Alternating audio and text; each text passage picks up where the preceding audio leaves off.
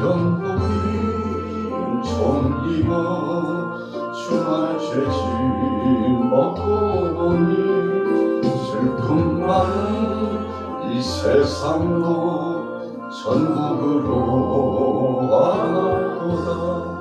할렐루야 찬양하세. 내 모든 죄 사함받고 주 예수와 동행하니 그 어디나 하늘나라. 주의 얼굴 뵙기 전에 멀리 뵈던 하늘나라 내 맘속에 이루어지니 날로 가깝도다. 할렐루야 찬양하세.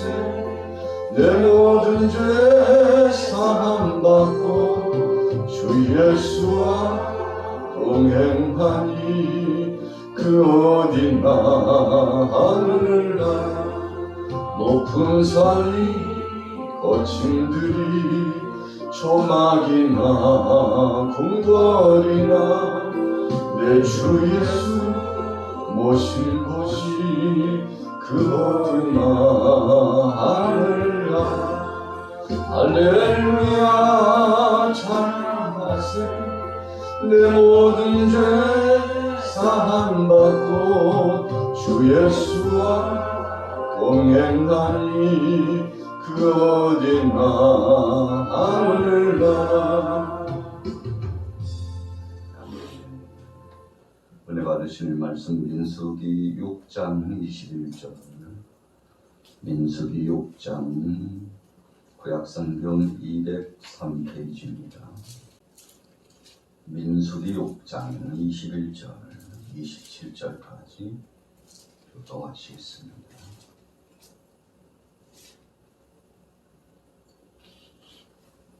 이는 곧 서원한 나스린이 자기의 몸을 구별한 일로 말미암아 여호와께 헌물을 드림과 행할 법이며 이외에도 힘이 미치는 대로 하려니와 그가 서원한 대로 자기의 몸을 구별하는 법을 따라 할 것이라.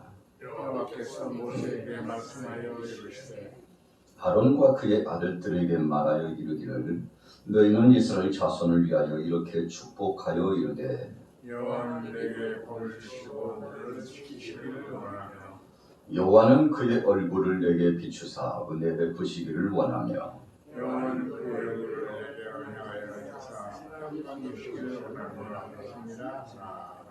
함께 있습니다. 그들은 이같이 내 이름으로 이스라엘 자손에게 축복할지니 내가 그들에게 복을 주리라. 아멘. 오늘도 주제별 성경 말씀 중에 민수기서의 말씀을 시작해 봅니다. 민수기 말씀 가운데 오늘 민수기 6장 21절에서 27절 말씀을 가지고 나시린의 삶과 제사장의 축복이라고 한 제목으로 함께 은혜를 나누고자 합니다. 자, 나시린은 어떤 사람입니까? 나시린이라고 하는 것은 자신의 육체와 영혼을 몸을 구별하여 하나님 앞에 신실한 믿음의 삶을 살아 헌신하는 자를 의미합니다. 그런데 특별히 서원이라고 하는 어구를 앞에 붙였죠. 서원한 나시린이 그랬습니다. 자, 이 말씀은 하나님 앞에 자기 자신이 자원하여 자신을 헌신하고자 소원했다는 그런 뜻입니다. 하나님께서 꼭 집어가지고 당신은 나시린으로 살으시오 이런 뜻이 아니라 마음에 감동이 되는 대로 자원하는 마음을 가지고 하나님 앞에 영광 돌리면서 구별된 삶을 살아가겠습니다. 내 평생 정해진 기간 동안에 하나님 앞에 철저하게 세상의 것과 세상 사람들과 그리고 세상의 풍속과 세상에 거룩하지 못한 많은 흔적들을 멀리하고 전능하신 하나님, 거룩하신 하나님을 가까이 하며 하나님 앞에 온전한 헌신자로 살겠습니다. 이런 고백을 한 사람들이죠. 자, 21절에 보세요. 서원한 나즈린이 자기의 몸을 구별한 일로 말미암아 그랬습니다. 하나님 앞에서 자기 자신을 단정히 드리고자 소원했다면 그 일로 말미암아 해야 될 일이 있었습니다. 어떤 일입니까? 첫 번째는 여호와께 헌물을 드렸다 그랬어요. 여러분, 헌물을 드린다고 하는 것은 우리가 구약 성경 속에서 헌물의 의미는 여러 가지 의미가 있었습니다만 첫째로는 하나님과 우리 사이의 화목의 역사입니다. 그래서 다리를 놓는 것입니다. 회복을 경험하는 거죠. 무엇을 통해서 이루어졌습니까? 자신의 죄값을 대신해서 하나님과 나 사이에 막혔던 것을 푸는 것입니다. 그래서 헌물의 의미라고 하는 것은 막혔던 것을 푸는 영적인 교통의 의미가 포함되어 있는 것입니다. 그래서 우리가 구약시대에 하나님 앞에 올려드렸던 헌물이 여러 가지 내용이 있습니다. 그 중에서 화목제가 있지 않습니까? 이 화목제라고 하는 것이 하나님과 우리 사이에 막힌 담을 허물고 죄의 관계를 허물고 그래서 하나님 뜻대로 살겠다고 하는 선언적인 역사죠. 또 속죄제도 있습니다. 제물을 내 대신 내 죄 대신 하나님 앞에 올려드림으로 말미암아 이 모든 죄가 하나님 앞에서 사함을 받았습니다. 여러분, 화목제와 이 속죄제라고 하는 것은 어찌 보면 우리 일상의 삶 가운데서 대표적인 제물을 하나님 앞에 올려드리고 우리가 온전한 자, 완전한 자가 되는 아주 성스러운 과정의 의식이라고 볼 수 있습니다. 예수님께서 우리를 위하여 십자가상에 못 박혀 죽으셨습니다. 우리는 형벌을 받아 마땅한 자였습니다. 죽어 마땅한 자였죠. 심판받아 마땅한 자였습니다. 그럼에도 불구하고 사랑의 예수님께서 자신의 몸을 버려 피를 흘리시고 살을 찢겨 주심으로 주께서 친히 우리의 모든 것들을 대신 체휼해 주시고 고난 당하여 주시고 우리를 살리시고 회복해 주신 거죠. 자, 헌물이라고 하는 의미는 여호와께 올려드리는 것이죠. 하나님 앞에 올려드리는 것입니다. 그리고 하나님과 나 사이에, 우리 가정 사이에, 우리나라 이민족 사이에 헌물을 올려드리는 자의 관계가 회복이 되고 죄가 용서를 받고 그리고는 하나님께로부터 복을 누리고 힘을 얻어서 일상 중에 거룩한 삶을 살아가도록 재충전되는 의미가 아주 강하게 나타나 있습니다. 오늘 서원한 나시린도 마찬가지였습니다. 우리가 성도라고 하는 의미가 거룩한 도를 쫓아가는 믿음의 사람들 아닙니까? 그런데 성도라고 하는 의미를 또 다른 의미에서 보면 구별받은 하나님의 백성이라는 뜻입니다. 여러분, 우리가 어떻게 구별되었습니까? 예수님의 그 피값으로 말미암아 구별되었습니다. 예수님께서 혼인잔치 비유를 말씀해 주실 때 얼마나 많은 사람들을 청했는지 몰라요. 처음에는 정해진 사람들, 꼭 와야 될 사람을 청했죠. 나중에는 빈자리가 많았습니다. 와야 될 사람은 오지 않고 초대된 사람도 오지 않았습니다. 그때 예수님께서 산울타리 길가로 가서 다치는 대로 모든 사람들을 데려와서 여기 앉히라고 했습니다. 최후에 들어왔던 사람들 어떤 사람이었습니까? 다리를 저는 사람들, 몸이 불편한 사람들, 이 모양 저 모양 나약하고 쇠약한 사람들, 힘이 없고 고통당하는 사람들, 정말 누구도 초대해 주지 않는 열악한 환경 가운데 살아가는 사람들이 최종적으로 초대를 받고 오는데 감사감격하고 돌아와서 나 같은 것도 초대해 주셨다고, 나 같은 것도 살려주시고 주님께서 은혜로 불러주셨다고 감사하면서 저들이 돌아와서 하나님 앞에 영광 돌리고 잔치집에서의 축제를 누리게 되지 않습니까? 그런데 이 잔치집에 들어오는 모든 사람들에게 예복을 나누어 주셨습니다. 무슨 예복입니까? 그리스도로 말미암아 옷 입는 것입니다. 여러분, 그래서 그 옷을 입어야만 구별된 사람입니다. 우리가 요한계시록에서도 보면 하나님의 거룩한 백성들이 세마포를 입고서 하나님 앞에 나아가는 모습을 볼 수 있습니다. 예수님의 피값의 은혜로 말미암아 입혀주신 은혜의 옷을 입고 가는 거죠.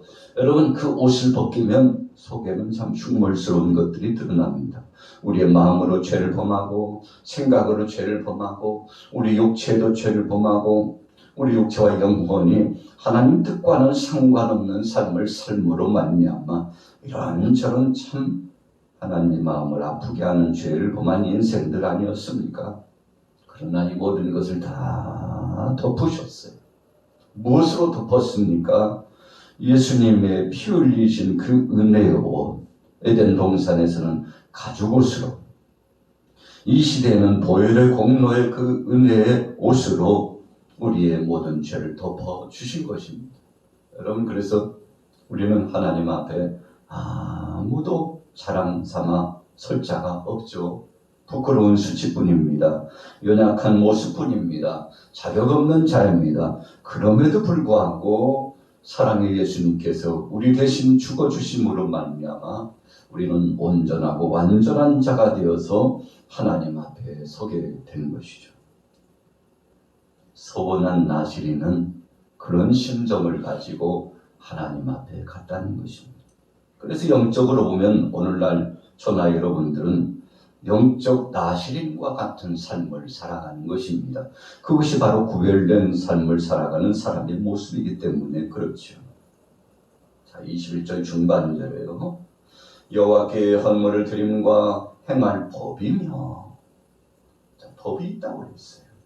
우리가 6장 3절에 보면 포도주와 독주를 멀리할 것이며, 5절에는 삭도를 절대로 그 머리에 대지 말 것이며, 6절에는 시체를 가까이 하지 말고 부정한 것에 가까이 하지 말아서 자신의 성별된 몸을, 자신의 정신을, 자신의 영혼을 지켜나갈 것을 말씀했죠. 여러분, 그래서 우리 성도들은 거룩한 자로서 부름받은 이후에 지켜야 될 규칙이 굉장히 많습니다. 이것을 번거롭게 생각하면 이것에 눌려서 삶 자체가, 신앙생활 자체가 괴로운 것이죠. 이것도 하지 마라, 저것도 하라, 이것도 하라, 저것은 하지만 뭐가 그렇게 법이 많은지. 여러분, 이 법에 매여서 살면 괴롭습니다.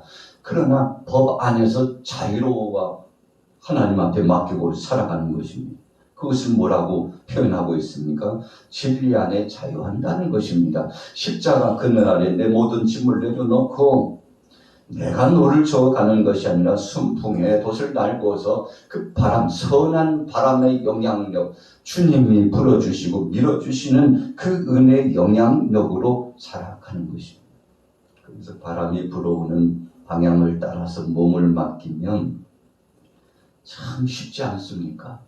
그것을 우리가 다른 의미로 하나님 앞에 맡기는 삶입니다. 그냥 하나님이 주신 말씀대로, 주님이 이끄시는 대로 내 삶의 주인이 주님이시오니 주님 하시옵소서. 저는 구별된 자로서 주님의 말씀을 지켜나가기를 소원합니다. 혹시라도 말씀을 지키지 못하고 넘어지거든 성령님 나를 도와주시옵소서. 여러분, 이런 낮은 자세를 가지고 살아가는 것이 성도의 삶이라는 것입니다. 그래서 우리는 영적 나시린의 삶을 살아가고 있는 터에 있습니다. 자, 21절 중반 이후에 보세요. 이외에도 힘이 미치는 대로 하려니와. 하나님께서 강압적으로 뭘 요구하신 적 한 번도 없습니다.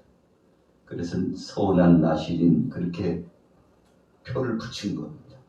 자원에서 하나님 앞에 마음의 중심을 헌신했어요. 주님이 내게 주신 은혜의 값을 알아서 갚을 수 없는 1만 달란트, 정말 평생 갚아도 갚을 수 없는 그 은혜를 받았으니 주님 당연한 것입니다. 종으로서 할 일입니다. 주의 자녀로서 당연히 해야 될 것을 했었고, 그러나 여전히 부족한 것뿐입니다. 나를 불러주시고 써주신 것만 해도 감사합니다. 여러분, 이것이 서원한 나신 구별된 사람들의 모범적인 삶의 행태죠. 자, 그리고 또 뭘 했습니까? 21절 후미에 보니까 그가 서원한 대로 자기의 몸을 구별하는 법을 따라 할 것이니라. 철저하게 하나님이 주신 법 중심으로, 말씀 중심으로 따라간 거죠. 그것이 등불처럼 앞에 환히 비춰졌습니다. 그래서 요한 사도는 예수님에 대해서, 그리스도에 대해서 어떻게 표현할까 해서 그 당시 최고의 언어인 로고스를 표현했죠. 하나님은 말씀이시구나. 그렇지. 말씀 속에 모든 진리가 다 들어있지. 그분이 이 땅에 오셨는데 말씀으로 오셨다. 여러분, 시대적인 학설로 보면 참 비교도 할 수 없는 엄청난 사실을 선포한 겁니다. 그래서 말씀이 육신이 되어 이 땅에 오셨다는 그리스도의 그 선한 역사의 앞에 모든 사람들이 무릎을 꿇고 그분을 앙망하며 영광을 돌렸던 것입니다. 그 다음에 이제 후미에는 22절부터 27절까지의 말씀입니다. 제사장의 축복입니다. 여호와께서 모세에게 말씀하여 이르시되 아론과 그의 아들들에게 말하여 이르기를 너희는 이스라엘 자손을 위하여 이렇게 축복하여 이르되. 사실 제사장들도 구별되는 자로서 나시린적인 삶으로 부름을 받은 사람들이죠. 그래서 거룩을 지켜야 되는, 정말 자신을 절제하고 하나님 앞에서 겸비해야 될 요소가 굉장히 많았습니다. 저나 여러분들이나 마찬가지입니다만 어떤 때는 인간적으로 또 세상적으로 보면 성도가 되었다는 것, 하나님의 자녀가 되었다는 것은 엄청난 큰 부담입니다. 어디를 가나 부담스러워요. 그것을 우리가 거룩한 부담이라고 하죠.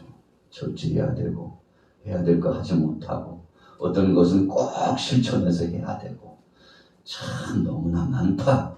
여러분 그렇게 느낄 때가 있지 않습니까? 당연한 것입니다. 왜 그렇습니까? 우리는요 그것에 익숙해 있지 않아요. 왜 익숙해 있지 않습니까? 세상의 것에 찌들리고 세상의 풍속에 이끌려서 사악한 원수마귀 권세에 지배한 받으며 살았던 그 시대적인 배경이요, 우리 조상적부터 올라가 보면 참 한도 끝도 없이 올라가 있습니다. 그래서 우리가 죄를 회개할 때는요, 과거에 우리 조상들이 지었던 죄까지 회개하지 않습니까?